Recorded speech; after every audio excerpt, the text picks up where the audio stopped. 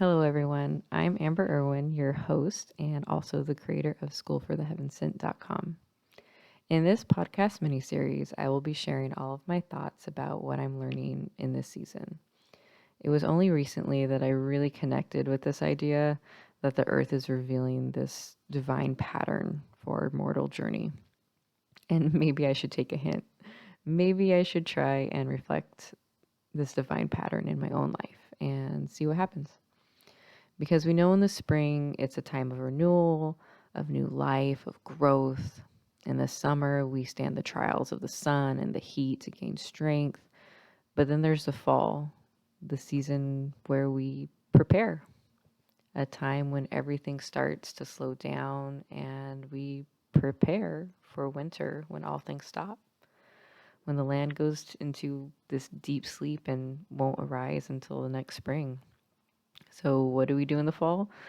We gather as families and communities to harvest the fruits of our labor from the year. We reflect on what we've learned and what needs to be better before we begin the next season. So here I am entering autumn, and I have become very aware of death. And sure, it's a period where we can take a cue from Mother Nature and shed our leaves, recognize the end to certain parts of our lives and behaviors, the end of certain relationships, and even old ways of thinking. The things we may need to let go of so that we can make space for something new, um, allowing change, much needed change. But that's not exactly what I'm thinking about. I'm thinking about death, as in the end. And apparently I'm not the only one. This time of year is significant to many cultures around the world. Many enter the season with a celebration for their dead. I recently just became aware that in Cambodia they have this 15-day celebration where they believe the dead comes back to atone for their sins that they had in life. They wear white, their color of mourning, and hold feasts.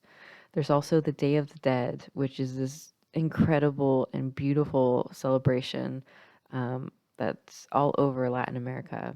It's like a big family reunion where the deceased ancestors are invited back to spend time with the living. They even make paths of marigold petals in hopes that the brightness and the color and the fragrance will guide them home. And so let's talk about Halloween, our very own celebration surrounding death. It's just around the corner. And actually, this entire episode is based on a question that someone asked in an online forum the other day. She asked, how can I make Halloween Christ centered?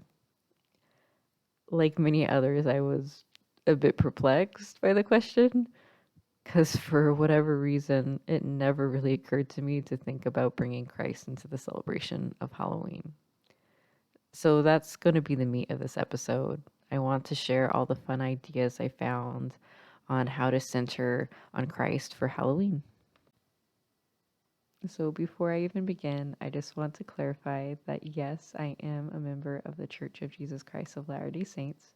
And so, if there's ever anything in these podcasts that make you go, what? Or you're confused by one of our beliefs or something, please feel free to reach out and ask. You can also go to the church's website, churchofjesuschrist.org, and a lot of things can be uh, searched there and clarified there, and you can find understanding. Um, but, anyways, yes. So, the first thing that I think most of you who are members will completely understand and it'll be familiar to you is doing temple work. I mean, if Halloween is a celebration for our dead, why not celebrate with our dead by doing life saving ordinances for them, right? So, for those who don't know, we have temples, and we believe that those who have passed on before they had the chance to learn of the gospel and of Jesus Christ, that we can stand as proxy for them for these necessary ordinances for the next life. So we do baptisms for the dead, and we still have sealings where we can be married for time and all eternity, and our families can be connected to us.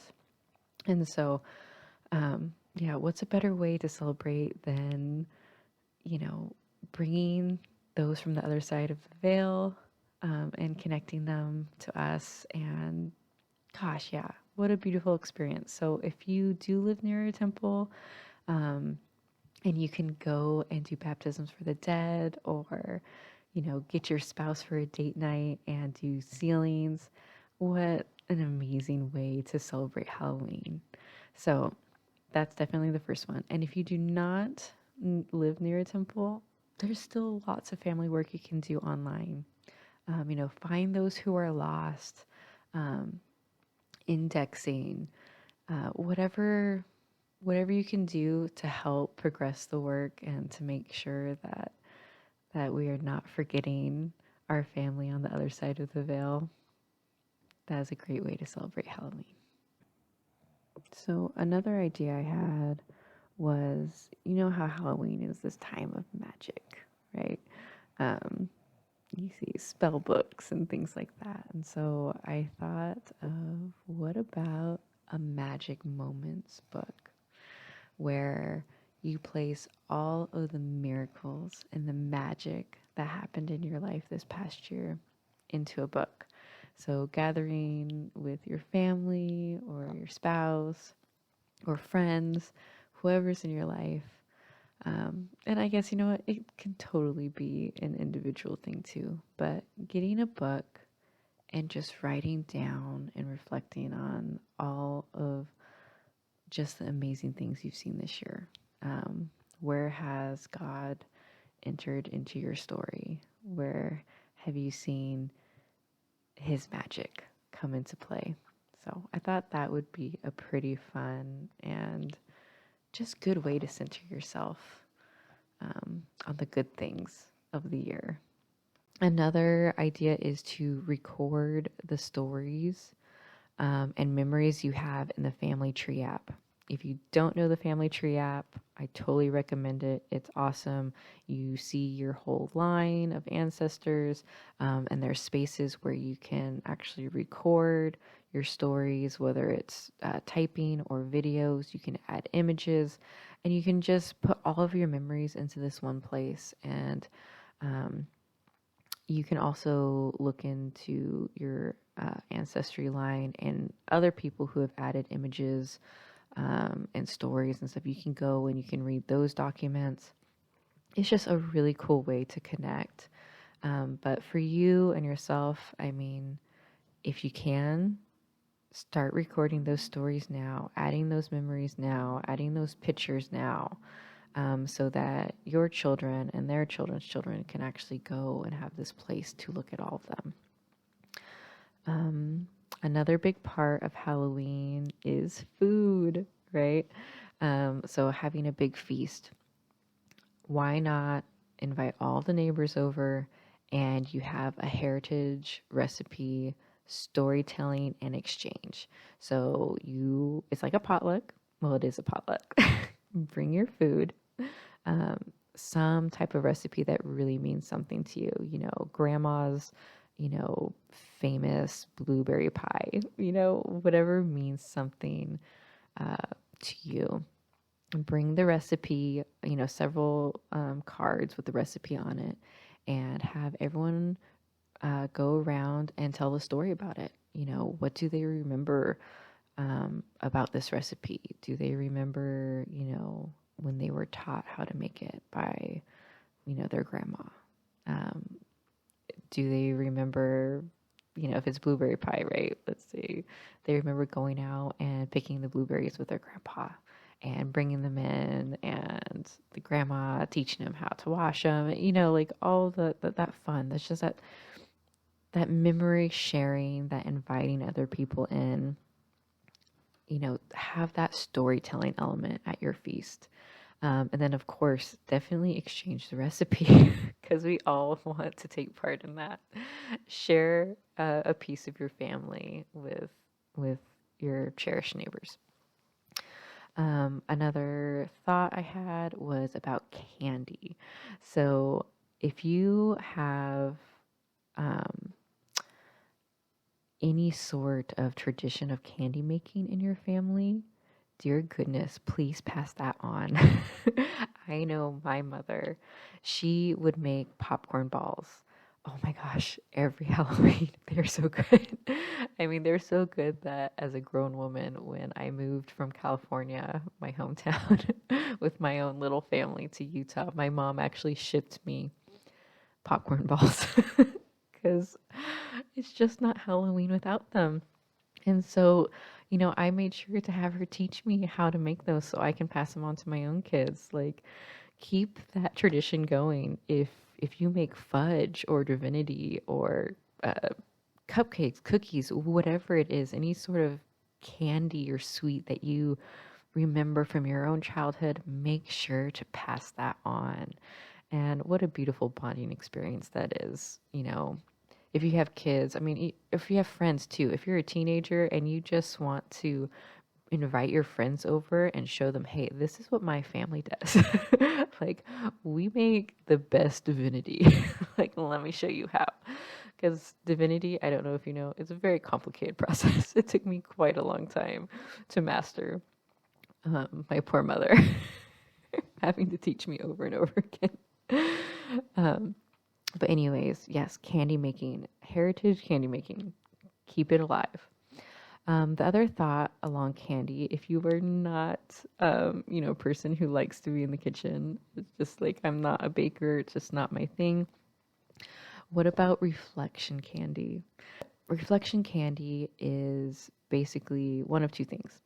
Either A, you think it's a candy that reminds you of a family member, as in some lesson that you learned from them. So, like, for example, like, say you had an aunt who just always had a sunny disposition and like knew how that when they were given lemons, they made lemonade, right? Like, that lemon heads, the candy lemon heads reminds me of this aunt, right? And so it's something that reminds you of someone. If you have a person in your life that has taught you the lesson of how to be a lifesaver, how to be a good friend, how to be there for someone, hand out lifesavers that year. Find a candy that represents some lesson that you've learned from this family member, whether they're living or if they passed on. And then the second part is to just pick a candy that this family member loved, right? um, so that was actually, I was thinking about that. So this reminded me of my father. So I remember being in the car and first hearing, we don't really talk a lot about my father's family. Not like it's hidden or anything. It's just he's not very talkative. And so when he does talk about things, you kind of lean in, right? So anyways, I remember being in the car and my mom was like, oh, don't you remember Grandma Honey? And for the first time, like, my father's face just like completely changed. It was so happy. Now my dad's just generally not an emotional person. I've seen him cry twice. The first time was at his father's funeral. The second was at his mother's funeral.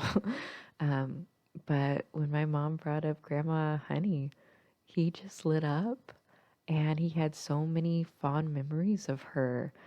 And I mean, how appropriately named is she? Grandma Honey. Like, how sweet, right? And so for me, like this year, I was thinking about getting honey sticks and passing those out and maybe tying a little tag around that says in remembrance of Grandma Honey. Just a time to be able to reflect on my dad's memories and and the lessons I'm learning from her, because I can see what a difference she made in his life by paying attention to him, and not just him, my aunt too. Like, we all need those mothers in our lives, or those mother figures. We need those people who believe in us and who fully focus on us, like when we speak as children, that they paid attention and like actually like really talked to you and really listened. And so Grandma Honey reminds me what a difference we can make in a child's life. I mean, my father has carried those memories into adulthood, as an old man, and he still thinks so fondly of them. So that's kind of my thoughts on candy. Another idea I had concerns costumes, right? So in the Family Tree app, there's a family search for famous ancestors. I love this. I love this feature. It's so cool. But yeah, so if you go online, I'll have to put it into show notes, but you can look for your famous ancestors. I think on mine, like, I think I'm 11th cousin, 3 times removed from Lucille Ball, Emily Dickinson, and Marie Antoinette, Princess Diana, all of these amazing women. And it lists like famous inventors and leaders, people who've just made a difference in the world. And so go and search for your famous ancestors, and then why not dress up as them? If you want to get, more personal and bring it even closer to home, think of a relative that's closer to you. I'm trying to think, if you have a grandmother who was a steel worker during World War II or something, something significant, that means something to you, you can dress up as her during that period of time. If you have pioneer ancestry, there's so many historical figures in our past, pick one and dive into their story, really learn about them. And what an awesome way to connect with your kids, right? Finding all these stories. A lot of times if you go into that Family Tree app, you'll see journal writings and journal entries and things that people have added in. Go find those, learn more about them, and why not dress up as them for Halloween? It also is a great way to invite others into your story by telling them the stories that mean something to you from your ancestry. So what a great way to get to know each other and I guess find unity or common ground. Sharing the stories of your past is just a great way to bond. Anyways, so those are some of my ideas of how to, bring Christ into Halloween. Everything, I just feel like if you can bring it back to the gospel and the principle that families are forever, and try to share that, that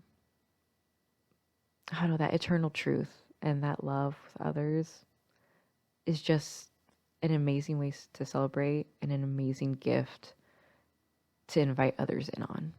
So this Halloween, I invite you all to think of different ways to celebrate and to bring Christ into it. And yeah, I hope this was an experience that you can take with you, and these are little, ideas that you can build off of. Please take what you like, get rid of what you don't, build on it, make it your own, and find your own traditions for your own Christ-centered Halloween.